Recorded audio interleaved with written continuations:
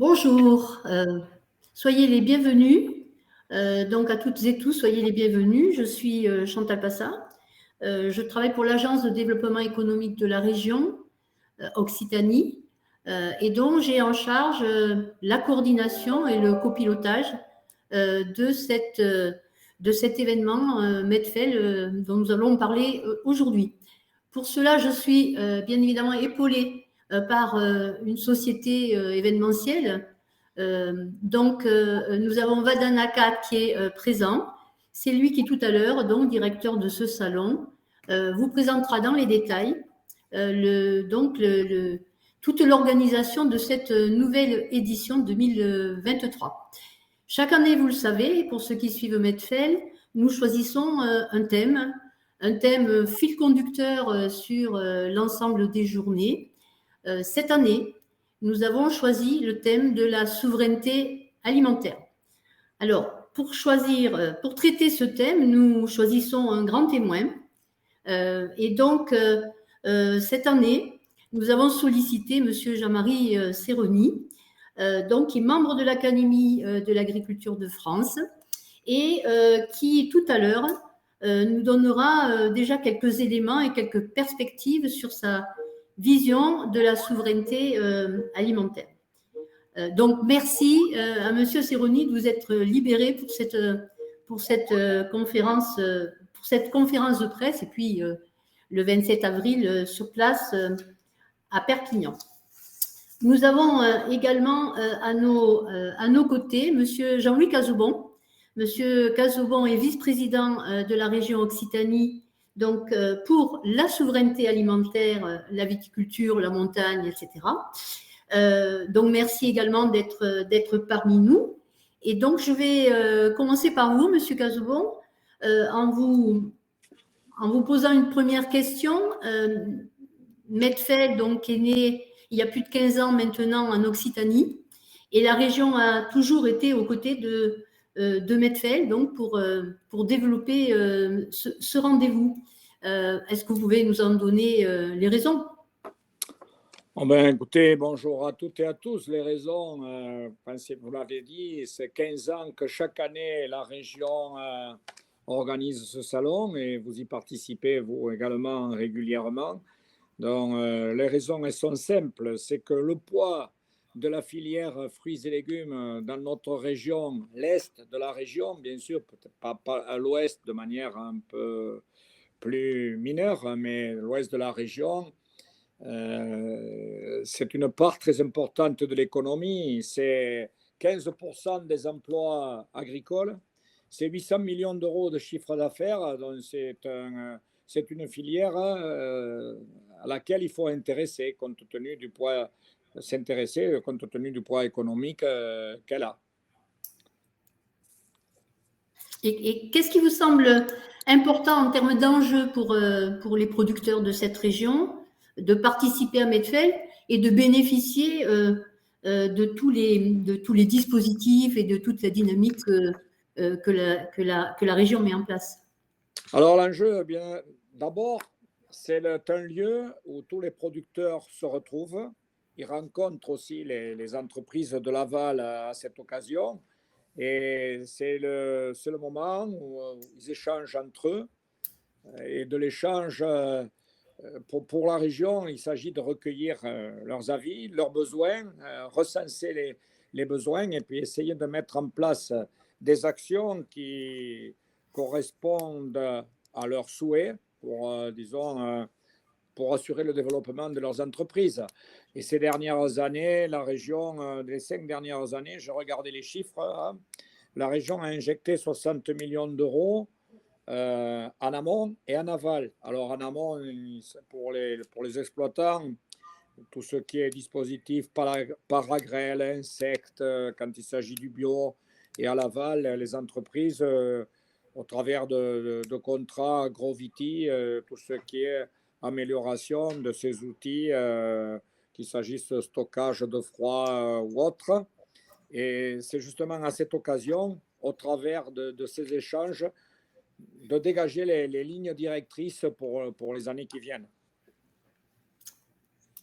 Et donc, en matière de politique, vous avez prévu prochainement un nouveau dispositif d'accompagnement de la filière et en particulier, puisque vous savez que Medfeld a un concept sur tout ce qui est autour de l'agriculture durable, etc. Et donc, Medfeld fait la part belle, je dirais, à la filière bio. Et donc, je crois que de votre côté, vous accompagnez cette filière. La région a d'ailleurs été promue première région d'Europe en matière de politique d'accompagnement à la filière bio. Oui, alors là, bon, c'est mon collègue Vincent Labarthe qui a recueilli le prix à Bruxelles, là, justement. Cette distinction de première région d'Europe en termes de bio, bon, de surface et d'exploitation, c'est dû aussi au climat que nous connaissons, hein. Il y a certains atouts. Alors la région, elle a fait le choix d'accompagner, justement, de mettre en place un nouveau plan bio 2023 à 2027, et sans doute à l'occasion, par rapport à ce que je vous disais précédemment, de recueillir les avis de chacun, lancer, parce que ce plan, il y a les grandes lignes qui ont été écrites aujourd'hui ou déclinées, disons, avec tous les acteurs, hein, tous ceux qui s'occupent de la bio que vous connaissez. Mais ensuite, le bio traverse une crise que l'on peut espérer ponctuelle. Et justement, c'est pour aider cette filière à ne pas laisser tomber les exploitants qui se sont convertis, surtout dans ces productions pérennes, les aider à passer ce cap. Alors, même si ce n'est pas de notre ressort, puisque le nouveau plan stratégique national, c'est l'État qui a la main sur ces aides du bio, mais pour 2023, on va renouveler l'aide au maintien.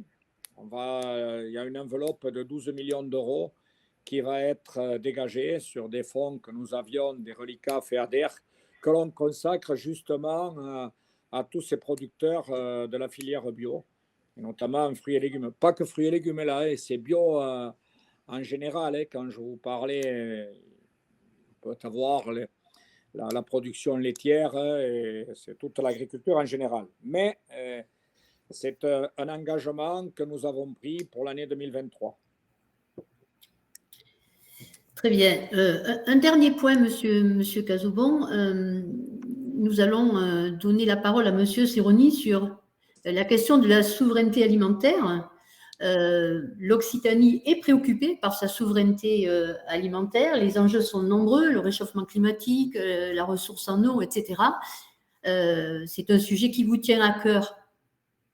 Oui, il me tient à cœur, mais bon, c'est à l'instar de toutes les régions françaises. Nous faisons à peu près le même constat. C'est-à-dire que je prends le foncier, par exemple. Le foncier, il y a 10 millions d'hectares qui vont changer de main dans les 10 ans qui arrivent.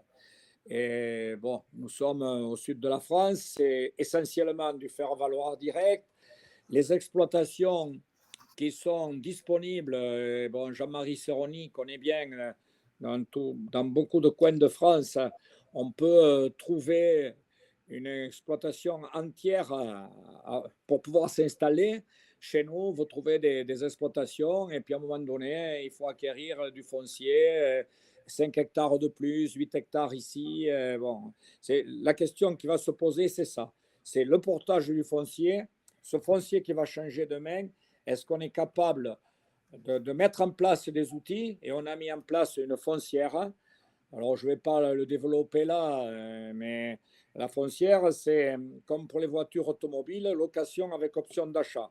Quand vous venez de vous installer et que vous êtes en position de fragilité, vous avez dû acquérir le matériel, le cheptel quand il s'agit d'élevage, peut-être même certains bâtiments, sans doute même. Donc, porter le foncier, dans certains cas, c'est pratiquement mission impossible. Alors, ce que l'on se propose de faire, c'est porter ce foncier-là. En gros, un projet qui vaut 400 000 euros. Le banquier, l'opérateur bancaire, il dit jusqu'à 300, je vous suis. Au-delà, on ne suit plus. Et le projet ne se fait pas. Et c'est cette tranche de capitaux que l'on se propose de porter pendant 7 à 9 ans pour permettre aux agriculteurs de passer le cap. Parce qu'il y a ça derrière, c'est ce renouvellement des générations. Là, même topo, hein, le pourcentage est à peu près le même. C'est 45% des exploitants de la région Occitanie qui vont prendre leur retraite, qui vont arrêter leur activité. Et est-ce qu'on est capable de renouveler ces générations? Donc, je vous parle du foncier, parce qu'il faudra s'occuper du foncier si on veut renouveler ces populations et qui viendront très souvent hors du circuit, c'est-à-dire ce que l'on appelle les hors-cadres familiaux. Voilà, ça, c'est le deuxième point. Et puis la disponibilité en eau. Et la disponibilité en eau dans ces régions, si on veut des pêches des abricots, j'ai vu que quelques décisions de justice qui étaient passées dans certains secteurs de notre région. Ça, c'est un véritable génocide de la production fruitière si ça reste en l'état. Alors, c'est pour ça que quand on parle de souveraineté alimentaire, si je vais parler de l'agriculture en général, ce n'est pas gagné. Contrairement à ce que peuvent penser une grosse majorité de nos concitoyens, quand on voit les linéaires des régions, des rayons des grandes surfaces bien pleins, ils n'arrivent pas tout seuls, là, ces produits. Et quand on regarde un peu le marché, comment il se passe, les volailles, les poulets, aujourd'hui, 40-45% des volailles sont importées. Les fruits et légumes, c'est 45%. Là, il y a d'autres, bien sûr, il y a les agrumes dedans qu'on ne produira pas encore chez nous malgré le réchauffement climatique. Mais malgré ça, il y a d'autres sujets. C'est-à-dire, moi, j'étais au Sénégal dernièrement. J'ai vu là un opérateur espagnol qui avait mis 80 ou 90 hectares de pastèques et de melons. Évidemment, ces melons, ils étaient en train de les ramasser là. Et ils vont arriver en Espagne, en Italie, mais bien entendu ensuite en France. Et la main-d'œuvre, là, 4 euros la journée. Le maire, il était très fier de m'expliquer qu'il y avait eu 80 emplois de créés. Mais à 4 euros par jour, les gens de chez nous, de Perpignan ou de Nîmes, qui vont produire le même type de produit, ils ne seront pas compétitifs. Donc, on peut faire le même exemple. On voit la viande bovine qui commence à être importée avec des quantités importantes. Donc voilà, quand on parle de souveraineté, de résilience, on l'a vu pour le paracétamol et l'amoxicilline, et là de suite on parle de relocalisation. Mais attention à l'alimentation, il y a un gros danger qui se pointe si on n'est pas capable d'être autonome dans ce domaine-là, du moins être autonome, d'être autosuffisant. Si ce n'est pas autonome, et il y avait un grand homme politique qui avait dit qu'un pays qui n'était pas capable de se nourrir n'était pas un grand pays. Alors vous avez raison de l'avoir mis en exergue au cours de ce salon parce que c'est peut-être le moment d'alerter les décideurs à tous les niveaux. Bien, merci beaucoup, monsieur Casaubon, pour votre intervention et tout naturellement, je vais passer la parole à Jean-Marie Serroni sur ce sujet donc de la souveraineté alimentaire et sa vision pour qu'il nous donne un peu quelques informations sur le contenu et de son intervention qui aura lieu donc le 27 avril à Perpignan. Monsieur Serroni, c'est à vous. Bien, effectivement, oui, le 27, le deuxième jour du salon, j'aurai le plaisir de venir et de répondre aux questions d'Olivier Masbou sur globalement fruits et légumes, mais plus large, la question de la souveraineté alimentaire, qui est une question dont nos parents on parlait beaucoup au lendemain de la guerre, puisque la question au niveau de la création du marché commun était d'acquérir notre autosuffisance alimentaire, puisqu'on était nourri, notamment la France, par son ancien empire colonial pour une partie. Et l'expérience a montré qu'en fait, l'Europe, avec la politique agricole commune, à 6, en une dizaine d'années, on a acquis cette autosuffisance et qu'après, il y a eu tous les débordements jusqu'aux grandes révisions de la politique agricole commune dans les années 90. Et ce terme revient, notamment le président de la République l'a relancé au moment au début, pendant le premier confinement en fait, où on avait des tensions, non pas sur le fond, sur notre alimentation, mais il y avait des tensions ponctuelles, puisque à la fois les circuits étaient bloqués, les circuits de logistique étaient bloqués, et on a redécouvert que l'alimentation, c'est l'agriculture, mais c'est aussi le transport. Et par ailleurs, beaucoup d'entre nous, enfin, de la région parisienne, je crois qu'il y a 1,5 million de personnes qui s'étaient déplacées à un moment où normalement ils ne se déplaçaient pas. Et donc, il y avait des tas de régions qui ont vu un afflux de personnes alors qu'ils n'avaient pas du tout prévu ça, comme ils le prévoient pendant l'été. Et donc, mais aujourd'hui, ce terme, euh, comment dire, est important, et je pense que c'est effectivement important par rapport à la production agricole française et au système alimentaire français de l'avoir repris comme sujet du salon. Mais en même temps, on lui fait dire un peu tout et n'importe quoi. Euh, ce terme de souveraineté alimentaire, il ne faut pas qu'on oublie qu'en fait, au départ, c'est un terme qui est issu du mouvement altermondialiste. C'est pas du tout un terme des économies libérales ou c'est un terme des altermondialistes porté par la Confédération paysanne, enfin sa représentation internationale, Via Campesina, qui était en fait la capacité, non pas à se nourrir en termes de volume, mais à choisir sa nourriture en fonction de sa culture et de ce que l'on veut. Et donc aujourd'hui, c'est repris dans un sens beaucoup plus large et on le confond quelque part avec autosuffisance. La souveraineté, ce n'est pas forcément l'autosuffisance. Vous discutez avec un Anglais, un Britannique, le Royaume-Uni, historiquement, importe la moitié de son alimentation. Et pour lui, la sécurité, ce n'est pas de produire, c'est d'avoir les frontières les plus larges ouvertes pour pouvoir acheter. Vous prenez un Néerlandais, c'est pareil. Un Suédois, c'est pareil. C'est pour ça que d'ailleurs cette question de souveraineté est très compliquée au niveau européen, parce qu'on n'a pas du tout la même vision. Voilà, donc on mélange autonomie, souveraineté, je ne parle pas d'autarcie, et sécurité. Pour moi, la souveraineté alimentaire, ce n'est pas le synonyme de l'autosuffisance. Ça peut être aussi des accords, et je vais y revenir après. Et puis, et Jean-Louis l'a bien mis en avant, dans la souveraineté, on entend souvent la résilience, c'est-à-dire la capacité à s'adapter, à durer. Et moi, il me semble qu'en France, aujourd'hui, on n'a pas, et j'y reviendrai tout à l'heure si vous souhaitez, on n'a pas véritablement une question de souveraineté au niveau de notre production.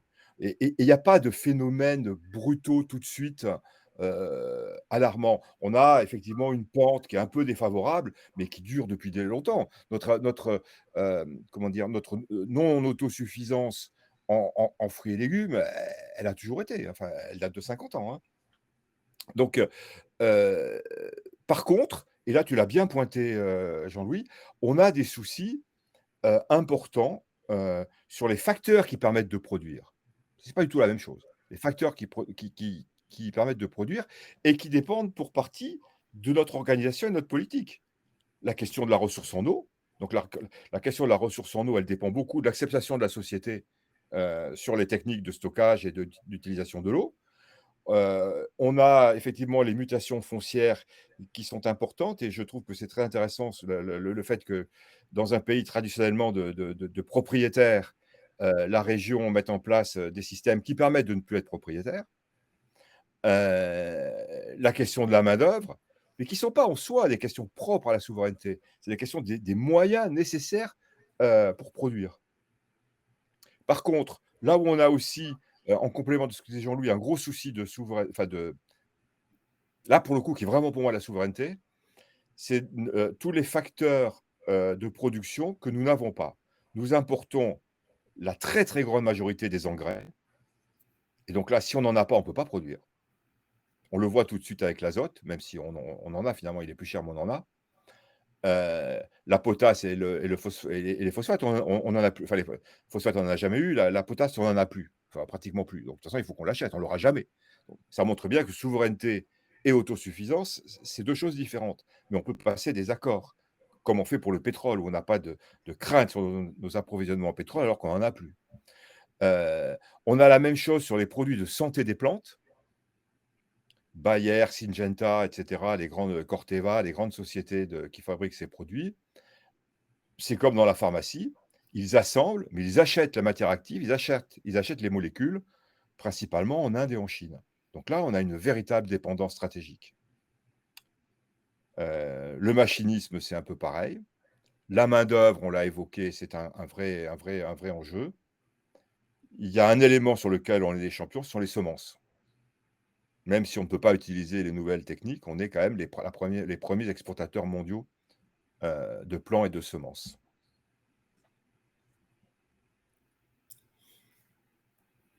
Monsieur Serroni, est-ce que on parle beaucoup du local.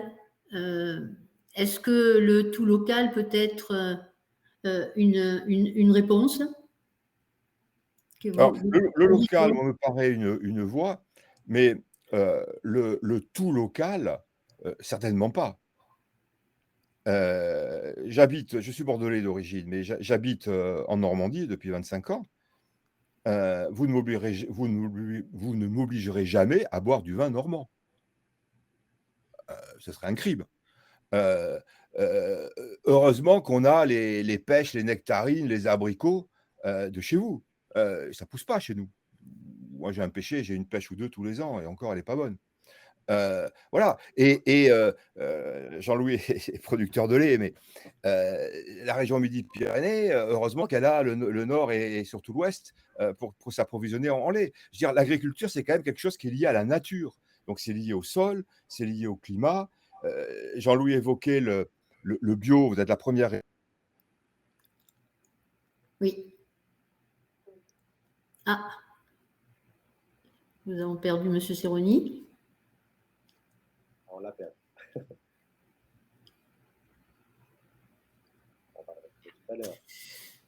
Bon, je regardais en fait les questions, Monsieur Casaubon. Il y a quand même peut-être des questions auxquelles vous pouvez répondre en lien avec justement la question de l'avenir du monde agricole. J'ai une première question. Combien d'exploitants sont a priori concernés par la retraite dans les 10 années et combien d'hectares? Vous l'avez un petit peu évoqué en début de propos. Oui, mais c'est des pourcentages globaux. Quand on dit qu'il y en a 40 à 45%, bon, à l'échelle de la région, je ne sais pas dire combien ça fait, mais voilà, en pourcentage, ça fait, c'est pas comme Fernand Reynaud, mais ça fait un nombre important d'exploitants qui vont partir. C'est-à-dire, c'est la moitié des exploitants qui vont partir à l'agriculture, tout secteur confondu.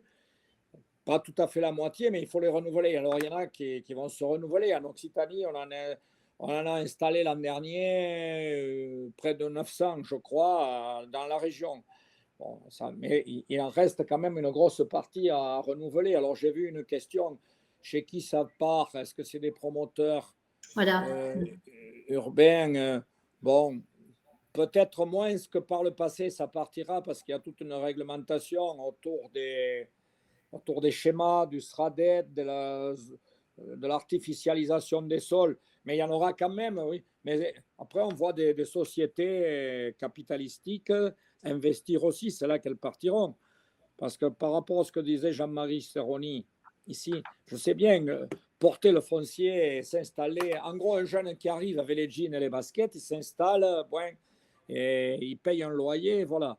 Mais très souvent, dans nos régions, il ne va pas trouver. Il va devoir l'acquérir. Et c'est cette partie qu'il ne peut acquérir qu'on veut le porter à sa place, c'est-à-dire au prix d'aujourd'hui, et lui restituer dans 8 ou 9 ans au prix où on l'a payé aujourd'hui. Et pendant ce temps, il paie le fermage, il consolide, si possible, sa situation. Voilà. Je ne sais pas répondre exactement combien d'hectares il faut. Ça peut se calculer, mais je ne sais pas le dire. Très bien, très bien. On va peut-être du coup continuer. Et puis, Monsieur Serroni, j'espère qu'il va réussir à se reconnecter. Ah ben voilà. Je m'excuse. Ah ben voilà. Coupure de réseau, je viens de passer sur mon téléphone. Bien. Voilà, donc. Je ne sais pas à quel moment ça s'est coupé. Hein. On était dans l'échange sur, effectivement, on a dit le tout local. Le local, oui, c'est une partie de la réponse, mais c'est pas. Oui, il y a les conditions naturelles qui sont importantes. Voilà. Par contre, entre les légumes, on peut imaginer de reconquérir la proximité du consommateur. Voilà. Après, je pense que si vous n'avez rien à ajouter, j'ai envie d'inviter tous les participants à venir vous écouter sur place à Perpignan. Je crois que vous avez encore beaucoup de choses à exprimer et peut-être nous répondre sur cette question du modèle agricole. Est-ce qu'il va falloir le faire évoluer, le faire changer, etc. Voilà, et puis j'expliquerai qu'il me semble que notre dépendance en fruits et légumes, elle est réelle, mais elle n'est pas aussi grave. Parce qu'on mélange tout, notamment les fruits exotiques qu'on ne produira jamais. Donc, Ah, oui, et que sortir de cette dépendance ou la limiter, ça dépend bien sûr de la production, mais ça aussi, ça dépend de la consommation. On importe beaucoup de légumes ou de fruits parce qu'on les consomme en contre-saison. c'est ça. On ne mangerait que des fruits et légumes de saison, notre système serait beaucoup moins déséquilibré. Et ça, ce n'est pas un problème de production, c'est un problème de consommation. Merci beaucoup, monsieur Serroni. Alors, avant de passer la parole à Vadana, qui va vous présenter la nouvelle édition Medfeld 2023, je voudrais moi juste vous resituer un peu l'esprit de Medfeld et son concept général. Donc, c'est la volonté en fait principale finalement de Medfeld, c'est pas seulement de faire un salon. Alors évidemment, l'aspect commercial est important avec des exposants, avec des acheteurs. Nous-mêmes, on va consolider le salon comme chaque année par la venue d'acheteurs internationaux et l'organisation de rendez-vous préprogrammés avec les entreprises. Mais bien sûr, c'est un salon, mais c'est surtout le rendez-vous de la filière fruits et légumes. Jean-Louis Cazobon l'a précisé. Et je crois que c'est un objectif fort pour nous et qui est en train de se préciser. J'en veux pour preuve, en fait, ce qu'on appelle vous savez, les événements off dans les salons, c'est-à-dire tout ce que les professionnels organisent autour de l'événement ou avant, ou pendant, ou après. Je vous donnerai quelques exemples. L'AOP Pêche Nectarine va fêter les 15 ans, à la veille de Medfeld, c'est-à-dire donc le 25. Ils auront leur propre organisation, bien sûr, mais ils vont inviter l'ensemble de leurs partenaires distributeurs. On m'a confirmé la venue de toutes les grandes enseignes, alors Carrefour, Auchan, Casino, Lidl, Pomona, donc qui seront présents la veille pour cet anniversaire et qui resteront en particulier parce que je crois qu'ils sont assez intéressés par les prévisions de récolte européennes, abricots et les prévisions de plantation sur le melon. Donc l'AOP Pêche Nectarine qui fait venir des acheteurs de la grande distribution, mais pas que, puisque nous avons également, puisqu'on parle de melon, l'entreprise Force Sud qui également va fêter ses 15 ans, qui a invité également ses partenaires, donc des partenaires qui seront en région Occitanie dans le Biterrois et qui ensuite rejoindront Medfeld. Il y a un troisième événement, là c'est la Maison Vialade, donc, qui est située à Rivesaltes, donc, à côté de Perpignan, qui va également, la veille au soir, inaugurer sa deuxième champignonnière. Il en a une déjà sur Aulette et il inaugure sa seconde. Voilà, donc des événements off qui se calent au grand rendez-vous de la filière fruits et légumes à Perpignan. En fait, je crois que c'est important de le souligner. Et puis pendant Medfeld, il y aura évidemment d'autres réunions. Et donc, en particulier, il y aura l'Assemblée générale du collectif Nouveau Champ, qui a également choisi, et vous savez, il y a énormément d'opérateurs qui sont concernés par le collectif Nouveau Champ. Ils seront présents à l'Assemblée et organisent leur Assemblée générale le premier jour de Medfeld. Voilà, donc je voulais introduire ces notions parce que pour nous, c'est important que Medfeld devienne un événement fédérateur de l'ensemble de la filière fruits et légumes et de cette façon apporter des éclairages divers sur des problématiques relatives à la filière. Cette année, Vadana va vous l'expliquer, sur un certain nombre de thématiques, évidemment la souveraineté alimentaire, mais aussi les conditions, le réchauffement climatique et la ressource en eau. Mais il y a un autre sujet aussi qui est important et qui me semble important de signaler, c'est le problème de l'emploi. Et donc, c'est la raison pour laquelle nous avons intégré aussi des événements autour de la problématique de l'emploi dans la filière fruits et légumes. Voilà, c'était juste pour rappeler l'esprit de Medfel. Et maintenant, Madana, je te laisse rentrer dans le détail de cette édition 2023. Merci Chantal, merci pour cette introduction.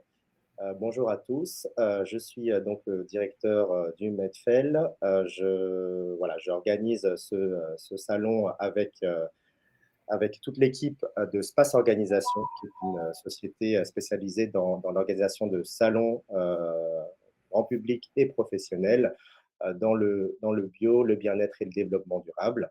Donc, nous avons le plaisir d'organiser depuis 2022, donc depuis l'année dernière, Medfel. Et on continue donc pour cette édition 2023 et on est ravis puisque l'édition 2022, qui était l'édition de retrouvailles après 2 années sans salon à cause de la crise sanitaire, s'est très bien passé et nous a donné vraiment tous les bons indicateurs pour organiser cette prochaine édition, donc le 26 et le 27 avril prochain.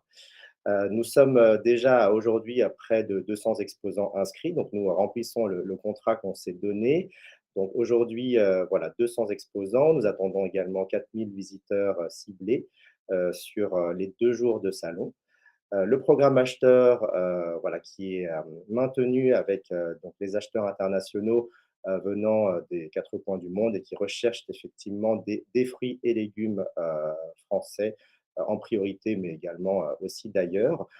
Donc, tous ces acheteurs seront présents également sur l'événement. Chantal l'a très bien dit, c'est un événement de filière donc, qui rassemble une exposition donc, orientée business avec une plateforme de rendez-vous qui permet effectivement de programmer ces rendez-vous d'affaires en amont et effectivement vraiment les faire sur place, mais aussi un événement de contenu qui est très important également, avec justement le programme de conférence sur l'Agora, qui va traiter de plusieurs sujets qui sont en relation avec toutes les problématiques et les enjeux de la filière, comme par exemple les enjeux climatiques, la gestion de l'eau, également la gestion de l'énergie, l'agrivoltaïsme également. Donc tous ces sujets seront traités pendant les conférences. Mais aussi, bien sûr, et historiquement, les prévisions de récolte des fruits d'été qui sont également abordées en présentiel, donc sur les 2 jours de salon, et aussi en digital pour les prévisions d'abricots. Donc voilà, ça c'est pour vraiment mettre le cadre sur l'exposition et sur le contenu. Medfel aujourd'hui rassemble les acteurs de la filière également hors salon, vu que les événements convergents et les événements off dont vous a parlé Chantal tout à l'heure ont également lieu la veille de Medfel. Donc il y a quand même 3 événements importants d'anniversaire d'exposants qui sont sur le salon et qui organisent la veille de Medfel et qui font venir aussi d'autres acteurs de la filière un jour avant et donc également sur le salon le lendemain. Et cette assemblée générale du collectif Nouveau Champ qui lance ce label zéro pesticide, zéro résidu de pesticides, et qui effectivement tend à le développer de plus en plus pour les producteurs de fruits et légumes. Également, donc les 2 nouveautés dont Chantal a parlé. Donc, Chantal a parlé de Med-emploi, donc pour la problématique de l'emploi. Nous allons organiser 2 ateliers sur le 2e jour du salon sur l'attractivité des métiers de la filière fruits et légumes. Tous les nouveaux enjeux, traiter des moyens en fait, pour les entreprises de répondre au mieux aux aspirations des candidats, savoir quels sont les leviers pour les attirer aujourd'hui. Et également toutes les solutions qui sont possibles pour le recrutement, pour justement accompagner au mieux et mettre les moyens pour les entreprises, les futurs candidats, et comment valoriser aussi cette filière pour faire des recrutements efficaces et gagnant-gagnant. Donc voilà, tous ces sujets seront traités ce deuxième jour-là dans des formats ateliers sur l'espace presse du salon. Vous avez, je ne sais pas si tu l'as mentionné Chantal, mais nous parlerons également d'un nouveau secteur qui effectivement prend place aussi sur les rayons fruits et légumes, c'est le secteur des fleurs coupées. Aujourd'hui, comme Med Emploi, nous allons le traiter sous forme de contenu avec des conférences qui seront données par Astrédor et deux exposants que sont Florent Sud et Alma Bouquet. Donc nous avons effectivement voilà, mis en place ces conférences avec ces trois différents acteurs sur l'espace atelier-conférence de notre salon. En fait, les deux sujets qui seront traités seront comment intégrer la culture des fleurs coupées dans sa production et également l'alternative voilà, de la production de fleurs coupées face au changement climatique.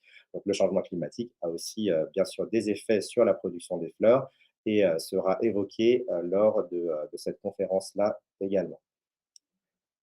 Donc voilà, c'est pour dire que Medfel, bien sûr, reste cet événement incontournable de la filière qui aujourd'hui rassemble voilà, les acteurs que l'on connaît, mais souhaite également s'élargir sur voilà, des questions qui touchent un peu tout le monde, l'emploi notamment, et le changement climatique, et vraiment comment on peut allier les productions, que ce soit les productions de fruits et légumes, qui est vraiment le cœur du sujet du Medfel, mais également aussi commencer à parler aussi de cette filière des fleurs coupées, justement avec cet événement qu'on a nommé Medflore, et qui pour nous semble important également d'être voilà, d'être évoqué sur notre salon. Ah, Chantal, tu parles. Oui, en micro. Merci Vadana. Je ne pense pas que tu aies évoqué la question de l'innovation, qui est quand même un sujet également central pour le monde agricole et la filière fruits et légumes en particulier. Oui, tout à fait, oui, tu as raison. Le Labinov qu'on avait mis en place l'année dernière, effectivement avec des sociétés innovantes dans le domaine voilà, de la filière, en fait, enfin, en tout cas pour la filière fruits et légumes, donc des logiciels qui permettent d'optimiser les récoltes, ou alors qui permettent aussi de gérer la chaîne du froid, etc. Donc, c'est vrai que ce sont des jeunes sociétés qui lancent des solutions d'ingénierie et d'agritech pour les producteurs de fruits et légumes. Donc, cette zone existera toujours sur Medfel 2023 et effectivement, les startups répondront présentes et également prendront la parole sur notre programme d'atelier conférence, également pour parler justement de ces nouvelles solutions qui amélioreront l'optimisation des récoltes et aussi toute la gestion voilà, qu'il y a à faire entre le producteur et l'acheteur.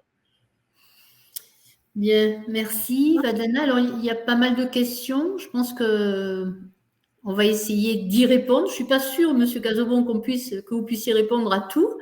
Si ce n'est pas le cas, de toute façon, on va faire en sorte, évidemment, de répondre en dehors de la conférence. Alors, je crois que Frédéric Michalak disait, si on met en ordre, ma première question était sur la sécheresse. Voilà, donc des producteurs, question sécheresse, des producteurs présenteront-ils de nouveaux modes de production économes? Monsieur Cazobon, êtes-vous en capacité de répondre à cette question, ou en tout cas comment on va les accompagner? Par rapport à ça, bon, si c'est des producteurs de raisins, des vignerons, aujourd'hui, l'Institut français de la vigne et du vin et tous les centres techniques travaillent sur des variétés, des cépages clairs. Ce sont des croisements. Bon, j'ai vu ça, moi, dans le Gard l'an dernier, c'était les croisements de cépages sauvages de vignes qui en Grèce, qu'ils avaient trouvé en Grèce dans une situation très sèche, Évidemment, c'est des croisements avec des cépages autochtones. Voilà, ça, c'est des sujets d'adaptation. Et puis après, c'est l'eau. Hein. Quand vous allez dans les Pyrénées-Orientales et que le viticulteur vous dit, voilà, moi, la moitié de ma propriété, je peux l'irriguer. Là, je fais un vin de qualité. Mes bêtes à concours, avec des guillemets, je les ai dans cette partie-là. Et le reste, quand on arrive en fin de cycle, ben, les baies de raisin se rétrécissent, ratatinent en clair, pour parler bien français. Elles ont beaucoup moins de jus, de l'alcool trop élevé. Alors, il y a un phénomène, beaucoup moins de quantité et beaucoup moins de qualité. Voilà, alors de ce côté-là, évidemment, leur apporter l'eau dont ils ont besoin, et si ce n'est ces cépages résistants à la sécheresse, mais là on en est aux prémices, je ne sais pas de quoi demain sera fait. Ça c'est pour la viticulture. Alors, et pour le reste, évidemment, hein, quand on parle de la disponibilité en eau, bon, je vais vous dire une chose, bon, la réserve, si on peut mettre en place des réserves que les agriculteurs réclament à corps et à cri, il faut le faire, il faut les payer, hein, bien entendu. Puis il faut avoir le site pour pouvoir le faire, la structure qui peut porter l'investissement, mais il y a aussi quand on parlait d'innovation, la réutilisation des eaux usées à Montpellier, c'est 32 millions de mètres cubes qui retournent à la mer. Nous pensons qu'il y a beaucoup mieux à faire, c'est-à-dire la faire revenir, la mettre dans le pied des vignes et miser sur le pouvoir épuratoire du sol plutôt que de l'envoyer directement à la mer, même si elles sont déjà épurées. Alors là aussi, il y a des essais en cours dans 3 ou 4 coins de la région pour voir comment ça évolue sur le plan bactériologique, si on la stocke, cette eau. Voilà. Alors, ça, ce sont des pistes qui sont en cours d'expérimentation, d'activation. Ça rejoint la question de la ressource en eau sous tension croissante et on pose la question suivante, quid du plan de souveraineté fruits et légumes présenté au salon, par le ministère au salon de l'agriculture? Vous avez des éléments là-dessus? Non, moi là, je n'ai pas d'éléments. Je laisserai les gens du ministère le développer. Là, moi, je ne le connais pas bien. Mais sur la ressource en eau, par exemple, vous voyez, il y a l'article 74 de la Commission européenne qui interdit que l'on puisse intervenir sur des zones où l'état quantitatif des masses d'eau est moins que bon. Bon, mais par contre, alors ça c'est possible quand on parle de bassines, on prélève l'eau dans les nappes. Mais dans notre région, on ne prélèvera pas d'eau dans les nappes, il n'y a pas beaucoup de nappes. Ce sont des eaux de ruissellement et là on peut intervenir. Alors la région, elle interviendra dans la mesure de ses moyens. Hein, elle est intervenue par le passé, notamment surtout en Languedoc-Roussillon. Dans 7 ou 8 ans, il y a eu, je me rappelle plus, ce chiffre en millions, plus d'une centaine de millions de mètres cubes d'eau économisés en passant des systèmes d'irrigation par gravité, notamment au goutte à goutte. Et il y a eu des hectares de vignes, puisque c'est essentiellement de la vigne là, qui ont été équipés.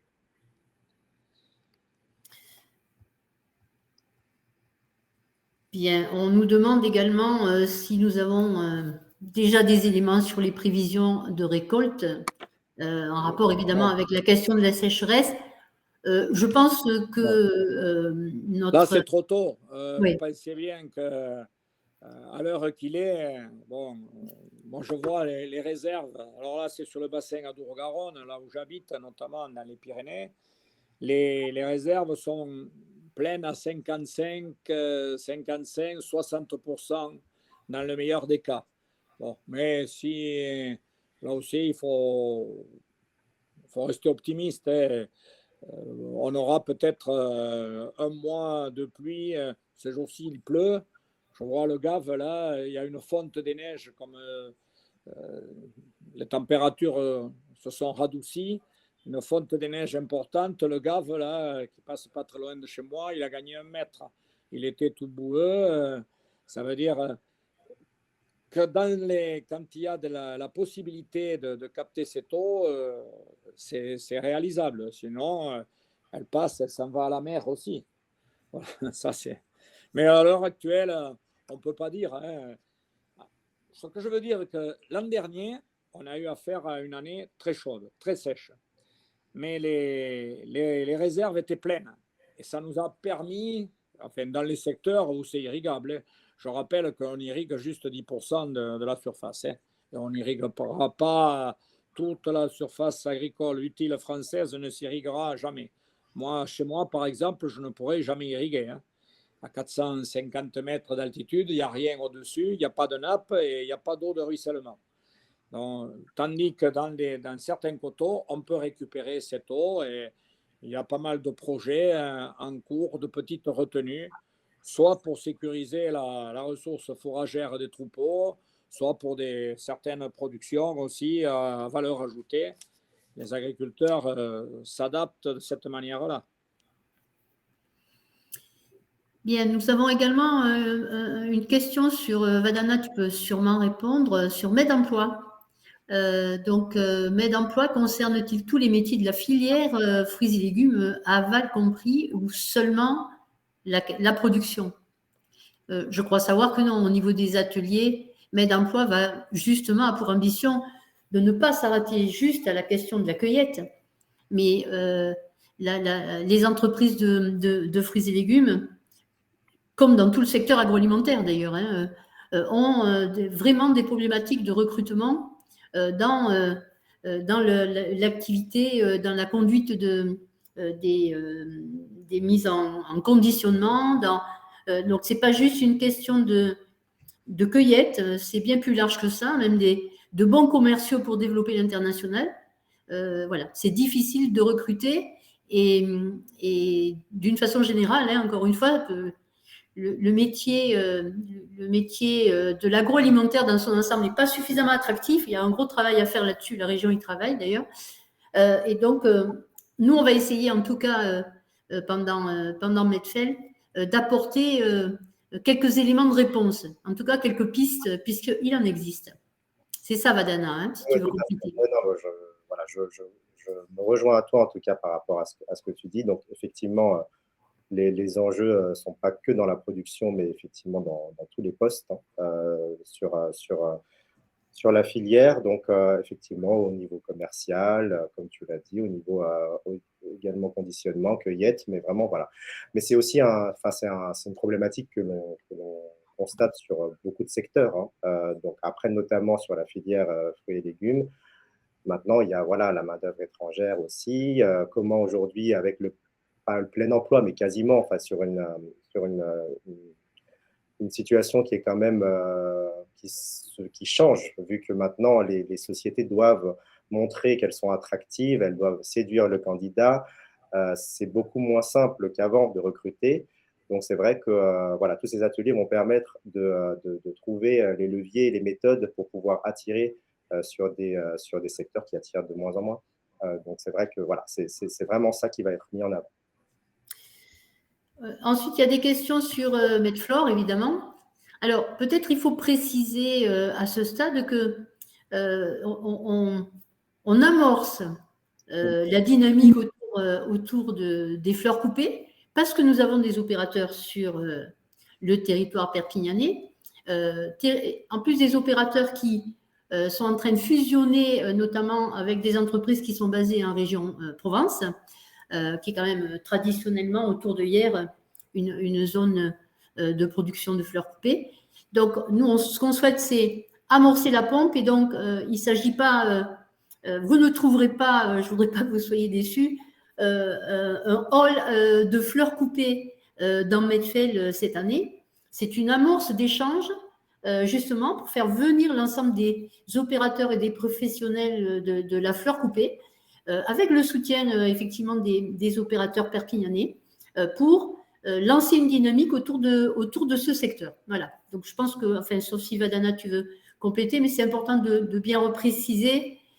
On lance le concept Medflore progressivement. On n'en est pas encore à remplir un hall de fleurs. Voilà. Non, mais grâce à ces acteurs-là, déjà, au niveau du contenu, on a passé un message, et un message qui est important aussi, puisque c'est un secteur qui a également des enjeux qui sont assez similaires à la filière fruits et légumes. Et effectivement, aussi, tu parlais des acteurs perpignanais, mais il y a également un acteur du Var, donc une région qui est qui est la première, d'ailleurs, productrice en fleurs coupées. Donc voilà, Alma Bouquet qui effectivement va également intervenir pendant le salon. Voilà, et donc Madame Maillard qui demande si on va ouvrir également à d'autres productions ornementales. On ne s'interdit rien. Nous verrons au fur et à mesure. Si vous voulez, l'idée de ces fleurs coupées, c'est parce qu'on raisonne autour du rayon fruits et légumes dans son ensemble. Et donc, ce qu'on souhaiterait, c'est raisonner le rayon fruits et légumes au sens large, et pas simplement sur les fruits et les légumes. Et donc, il y a un certain nombre d'autres produits qui le composent, et les fleurs coupées en font partie. Donc, c'est la raison pour laquelle on ambitionne de développer ce secteur. Voilà.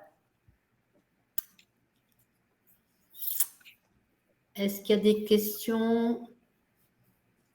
Est-ce qu'il y a d'autres questions?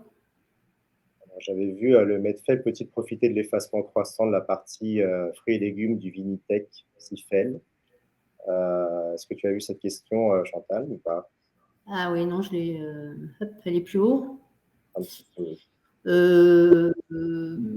Alors, c'est vrai que Vadana, on associe évidemment les partenaires de la filière dans Medfel. Hein, c'est pas seulement un salon d'exposition de fruits et de légumes, de biens de consommation. Il y a aussi tous les accompagnants. Voilà. Donc, pour le moment, je ne saurais pas répondre à cette question. On va voir cette édition, l'accueil qu'elle va trouver. L'année dernière, on était vraiment très heureux et très surpris de la participation, parce qu'après la crise sanitaire, on s'est enfin retrouvés tous en présentiel. J'espère que cette ambiance va perdurer sur cette édition 2023 et évidemment va favoriser le développement de Medfel.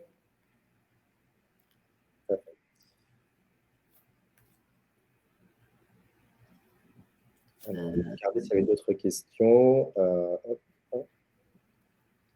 Monsieur Serroni, vous vouliez intervenir?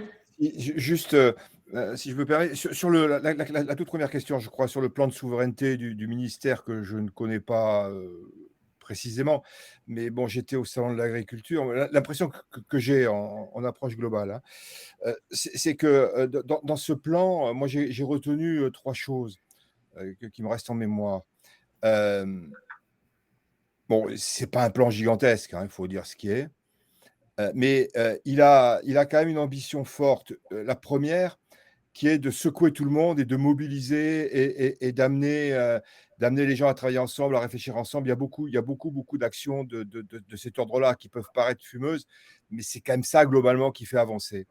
Donc, il y a un premier point. Il y a un deuxième volet, donc là où il y a du financement, qui est d'accompagner de la modernisation, de la rénovation des facteurs de la production, que ce soit les serres légumières ou les vergers.